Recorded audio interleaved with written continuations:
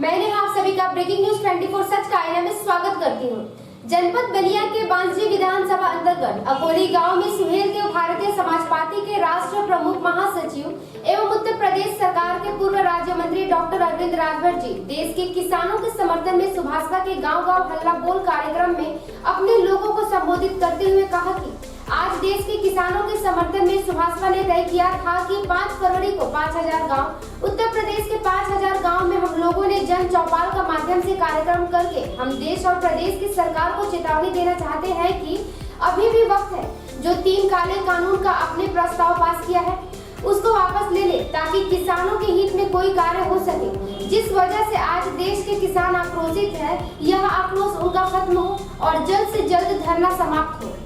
हमारे बलिया जनपद के संवाददाता माइकल भारद्वाज ने सुहेल देव भारतीय समाज पार्टी के राष्ट्रीय प्रमुख महासचिव एवं उत्तर प्रदेश सरकार के पूर्व राज्य मंत्री डॉक्टर अरविंद राजभर से विशेष बात की।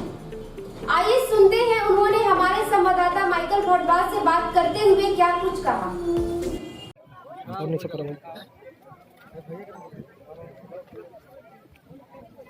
सर, आज आप अपने बांसडी विधानसभा के अकोली गांव में क्या करने के लिए आए थे? मैं अकोली ही नहीं, मैं बांसडी विधानसभा के 3 गांव में जाऊंगा। आज देश के किसानों के समर्थन में सुहेल देव भारतीय समाज पार्टी ने तय किया था 5 फरवरी 5000 गांव। 5000 गाँव में हम लोगों ने जन चौपाल के माध्यम से कार्यक्रम करके और सोशल नेटवर्क के माध्यम से हम देश और प्रदेश की सरकार को चेतावनी देना चाहते हैं कि अभी भी वक्त है। जो 3 काले कानून आपने प्रस्ताव पास किया है उसको वापस लें ताकि किसानों के हित में वो कार्य हो सकें, जो जिस वजह से आज देश के किसान आक्रोशित हैं।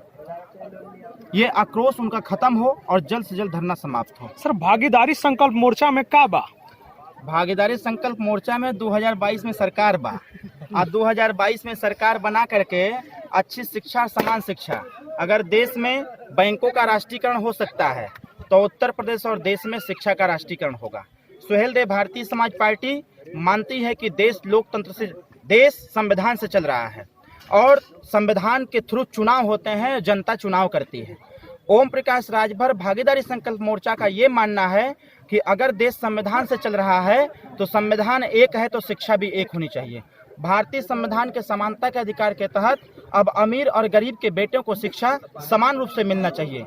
सरकारी तंत्र के माध्यम से जो स्कूल गांव में खोला गया है, ओम प्रकाश राजभर जी ने 27 अक्टूबर 2002 को कहा था कि शिक्षा में सुधार तब तक नहीं हो सकता जब तक मंत्री, विधायक, सांसद, अधिकारी के बेटे गांव के सरकारी स्कूल में कक्षा 1 से 5 तक नहीं पढ़ लेते। हम लोगों की मांग थी कि जब तक उत्तर प्रदेश में या देश में सरकारी स्कूलों में कक्षा 1 से 5 तक हर व्यक्ति का बच्चा नहीं पढ़ लेता है, तब तक पूरे दुनिया में किसी भी स्कूल में उसका नाम नहीं लिखा जाना चाहिए। इस चीज को सुप्रीम कोर्ट ने स्वीकार किया, इस चीज को हाई कोर्ट ने स्वीकार किया, लेकिन दुर्भाग्य है प्रदेश का कि प्रदेश का मुखिया घंटा बजाने वाला है। उसको शिक्षा से मतलब नहीं है, उसको रोजगार से मतलब नहीं है, उसको विकास से मतलब नहीं है, उसको सिर्फ और सिर्फ मतलब है जातिवाद से, धर्मवाद से और मंदिर और मस्जिद से मतलब है। उसको फैक्ट्री, कल कारखाने तो धंधे से मतलब नहीं। सर, उत्तर प्रदेश के राजभरों का कहना है कि अगर आप खुशी खुशी हमारी जान मांगते तो हम आपको दे देते, लेकिन आपने तो भागीदारी संकल्प मोर्चा में ओवैसी को शामिल करके हमारी जागीर ही छीन ली। ये तथाकथित लोगों के द्वारा कही हुई बातें स्वाभाविक तौर पर है कि सत्य सदा कड़वा होता है और सत्य की घूंट पीने में बड़ी मेहनत लगती है। और तथाकथित ऐसे लोग हैं जो लोग इस मैसेज को वायरल कर रहे हैं। अगर इस प्रकार की बात है, कहने वाले लोग हैं, तो जरा अपने गिरेबान में झांक करके देख लें कि जिस भी दल की राजनीति वो लोग कर रहे हैं उस दल को जरा देखें कि जो वर्तमान सरकार देश और प्रदेश में है, वो सरकार, उस सरकार को या इस पार्टी को जब जम्मू और कश्मीर में सरकार बनानी थी तो वहां पर जो अलगाववाद की बात करती थी, खुले मंच से सदन के अंदर आतंकवाद को बढ़ावा देने की चर्चा जिस महिला ने करने का प्रयास किया, भारतीय जनता पार्टी के वर्तमान गृह मंत्री और वर्तमान रक्षा मंत्री और देश के वर्तमान प्रधानमंत्री महोदय जी उनके घर जाकर के डिनर करते हैं और गठबंधन करके सरकार बनाते हैं जिसका नाम महबूबा मुफ्ती है। उनके साथ सरकार बनाते हैं। वो करे तो रासलीला, हम करे तो करेक्टर लीला। स्वाभाविक तौर पर है, हमेशा गरीब पीटा जाता है, हमेशा कमजोर ही दबाया जाता है। तो सुहेल देव भारतीय समाज पार्टी जब तक कमजोर थी तब तक लोगों ने खूब दबाने का प्रयास किया, लेकिन मजबूत कड़ी के साथ जब ओवैसी प्रवेश किया, मुसलमान के वोट को लोग अपने बाप की जागीर समझते थे। मुसलमान की वोट को अपने बाप की जागीर समझते थे, उनके बाप की बपौती थी। मुसलमान समाज सिर्फ और सिर्फ डर और भय के नाते समाजवादी पार्टी के साथ था। जहां पर मुसलमान समाज हर क्षेत्र में sector A, B, C, D में जहां 34% था, आज वो मुसलमान समाज इतना विकास किया कि -1% भी नहीं रह गया। इन सारी चीजों को देख करके अगर भागीदारी संकल्प मोर्चा का नाम अगर दिया गया है तो सिर्फ और सिर्फ राजभर समाज की बात नहीं है। भागीदारी संकल्प मोर्चा में शामिल हुए उन समस्त दलों के साथ साथ उत्तर प्रदेश में रहने वाले जो भी वंचित वर्ग और समाज के लोग हैं, ऐसे लोगों के भागीदारी की बात है। हम भागीदारी सुनिश्चित करेंगे।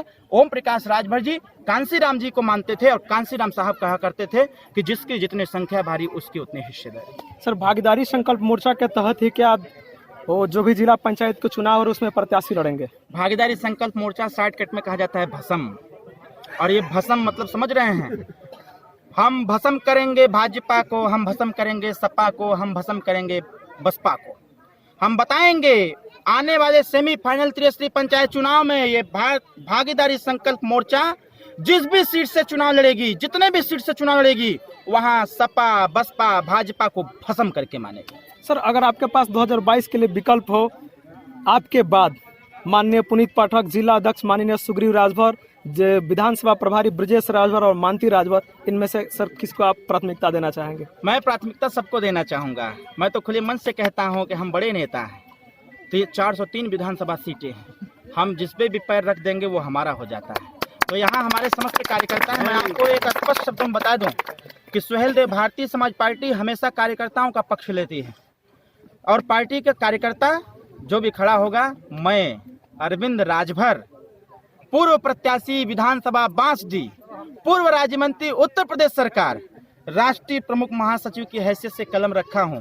ये कलम उस व्यक्ति के ऊपर चल जाएगा जो पार्टी का कार्यकर्ता ईमानदार और निष्ठावान होगा। सर, आखिरी सवाल आपसे, आज उत्तर प्रदेश के लगभग 5000 गाँव में आपके कार्यकर्ताओं की मीटिंग चल रही है।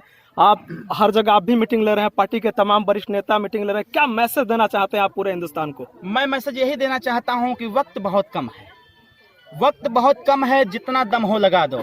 कुछ को मैं जगाता हूं, कुछ को आप जगा दो।